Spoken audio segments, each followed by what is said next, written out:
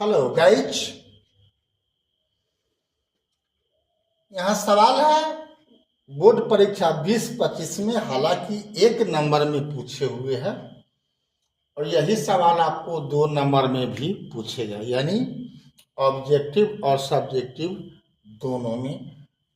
आपको सूत्र ज्ञान तो हर हाल में होना ही चाहिए।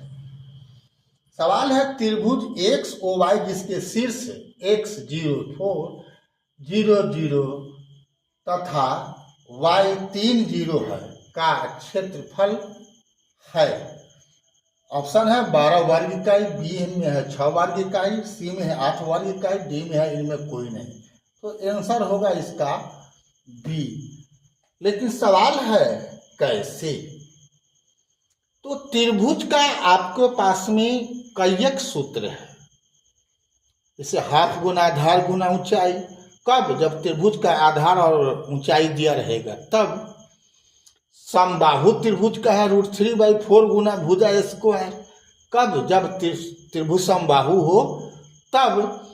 अगर विषमबाहु त्रिभुज है तो उसके लिए हेरो सूत्र होता है, वहाँ अर्ध परिमिति एस निकालना पड़ता है, तो फिर त्रिभुज का क्षेत्रफल होता है अर्ध परिमिति आपको एस निकालना पड़ता है, जहाँ पर तीनों भुजाओं का जोगफल /2 होता है और फिर तब आपको त्रिभुज का क्षेत्रफल होता है √S into S minus A into S minus B into S minus C का पूरा रूट होता है, वो निकालना होता है। और चौथा सूत्र है जब त्रिभुज का शीर्षों का नियामक दिया रहे। तो यहाँ नियामक ज्यामिति से सवाल है, तो त्रिभुज का क्षेत्रफल आपको याद रखना है absolute half into x1 into y2 minus y3 plus x2 into y3 minus y1 plus x3 minus into y1 minus y2 बड़ी कोष्टबंध एब्सोल्यूट v1। एब्सोल्यूट का मतलब होता है कि वह किसी भी मान को शून्य माइनस में आवे तब या प्लस में आवे तब उसको धनात्मक मान ही देगा। रिजल्ट प्लस में आएगा तो यो प्लस में रिजल्ट, माइनस में आएगा तो यो रिजल्ट प्लस में होगा। एब्सोल्यूट का मतलब यही होता है, इसको हिंदी में बोलते हैं निरपेक्ष मान। तो यहाँ पर x1 देख लो, इसको का 0 मान है तो यहाँ जो भी मान रखेंगे सब 0 हो जाएगा, इसलिए मैंने 0 लिख दिया। x2 भी यहाँ पर क्या है देख रहे हो, x2 यहाँ पर 0 है तो यहाँ भी लिख दिया 0। अब x3 का मान कितना है देख लो, यहाँ पर 3 है तो हमने 3 लिख दिया।